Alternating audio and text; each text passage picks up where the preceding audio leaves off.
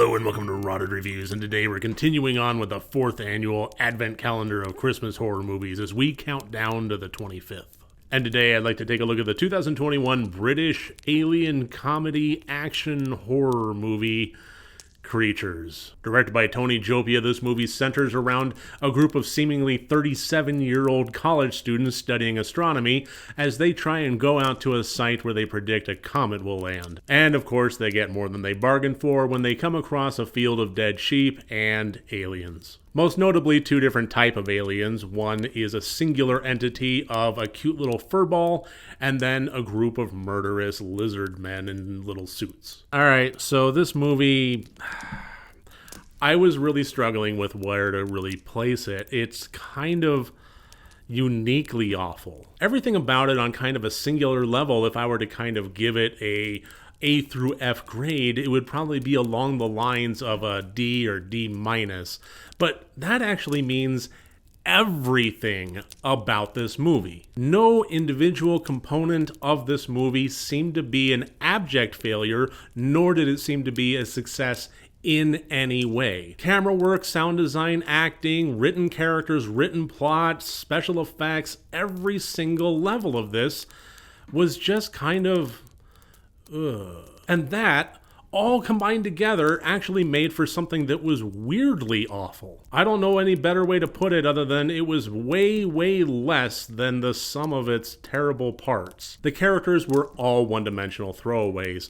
The jokes were absolutely terrible. The humor in this movie was flat, absolutely flat, leaning on weird old tropes like a third act Michael Jackson reference out of the blue for no real reason, odd racial stereotypes that didn't make a whole lot of sense. I have no idea why they were shoehorned in here. The special effects were absolutely god-awful, and it relied on them heavily. The aliens themselves were kind of a combination of CG and puppetry, depending on whether we're watching them like full view or close up, and depending on what the level of action and interaction is. But that's kind of the weird thing, is it was CG, and it was competent CG. It just wasn't good. I mean, it's not the kind of thing where you just simply throw up some Karo syrup and call it good. They actually had a CG crew do computer modeling for these creatures and made it work. So they seem to have a budget. The cameras, I mean, the camera work wasn't stellar, but the cameras themselves, it was sharp, it was cinematic. They didn't quite know how to use them, but that wasn't to say that the picture quality was bad.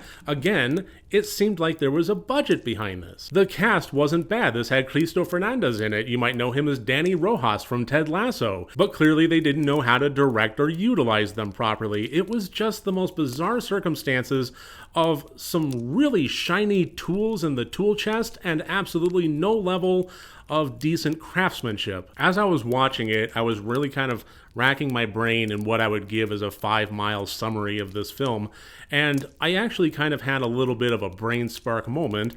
This is kind of like a British version of a sci-fi original. It has the cheesy effects, it has the humor that doesn't really land, it has the odd circumstances and the loose plot that doesn't really matter because you're relying on the cheesiness of the film to get it through. The problem was, unlike a lot of sci-fi originals, this was missing one very critical ingredient: fun. For being a cheesy, bad effect, humor-filled mess, this really didn't have any sense of whimsy, any sense of merriment, and any sense of fun to it. We kind of get the entirety of the plot in the first half hour.